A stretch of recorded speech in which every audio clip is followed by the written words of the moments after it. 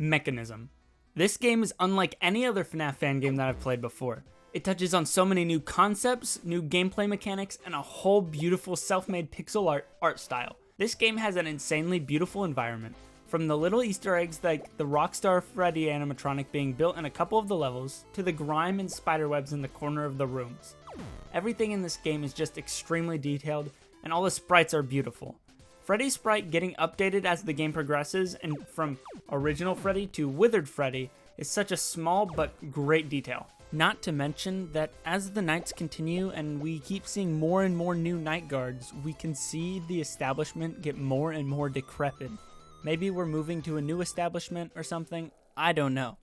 Even the animation quality for when Purple Guy gets you. I mean, just look at this jump scare for when you get the night guard. This game was built to feel like an arcade game, and the entire time I was playing, I could feel that vibe. In the sense that I was playing an actual arcade game. Honestly, my expectations going into the game weren't that high. I was thinking, oh, an arcade game made by a YouTuber. This won't equate to much other than a passion project. I watched the YouTube video and it was interesting, but the game itself as an arcade game wasn't something I thought I would be looking forward to, or at least super engaged in. Once I got into the game, I was just messing around with the controls trying to figure them out. I mean, they're on the Game Jolt page, but there's no time for reading, so after admiring my surroundings and the designs, I was getting a little bit more into the game, seeing that it may be a little bit more than a passion project now that I got into it. The idea that your shots are also the same counter as your life was great.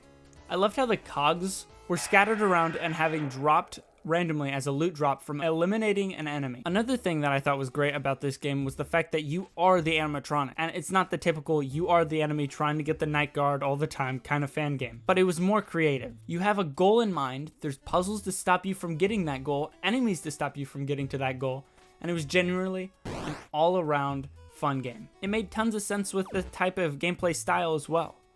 All the little enemies scattered around the levels fit really well with the game and how it was trying to portray itself. Also, I love that there are multiple ways to finish the night. You can either jump scare from killing the night guard or end up just eliminating the purple guy and get the cake from the puppet. Just having an option open for another way to finish a night throughout most of the game is a great concept, and it makes the game feel way more fleshed out. Now with the breaker boxes being something that you can interact with, I just saw it and saw a couple pixels move.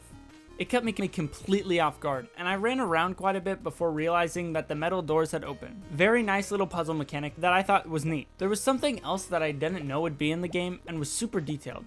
It also caught me off guard because of how nice of a mechanic it was. The vents. You can actually go into the vents. That is, if they're open, of course. You can start crawling around to get to other areas that are sectioned off. Building off of the vents, you can sometimes find holes in the vents and drop through the floor to get to another layer of that level. Sometimes you need to do this to find the night guard and complete the night, or to continue exploring and find cool little Easter eggs like Vanny in the kitchen. One thing that I haven't brought up yet is the timer. It was a super nice mechanic and looks really cool in the game. The thing is, the timer's not your typical countdown timer per se. It's a battery that starts out green and completely filled, and as time keeps going, your battery starts draining. This is one of the ways you can get a game over and have to restart the game. My only complaint with the game is the difficulty.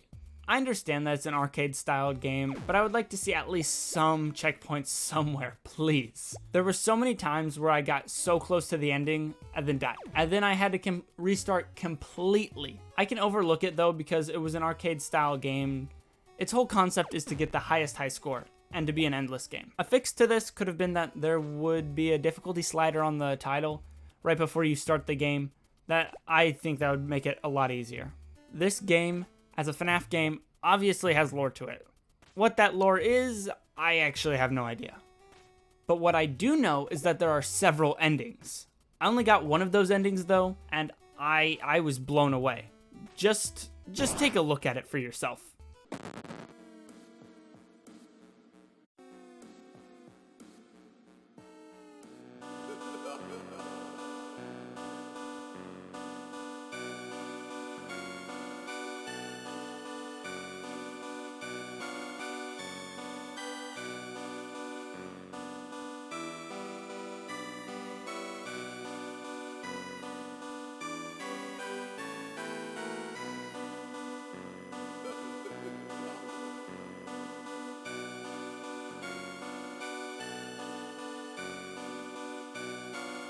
all I can say is whoa.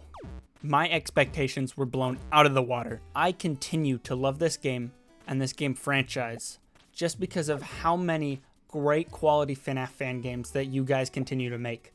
I didn't expect it to be very good.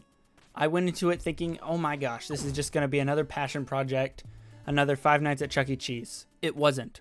It was a beautifully crafted game with lots of time, effort, and love put into it. Sprites, details, Easter eggs, music, gameplay, everything was a great concept.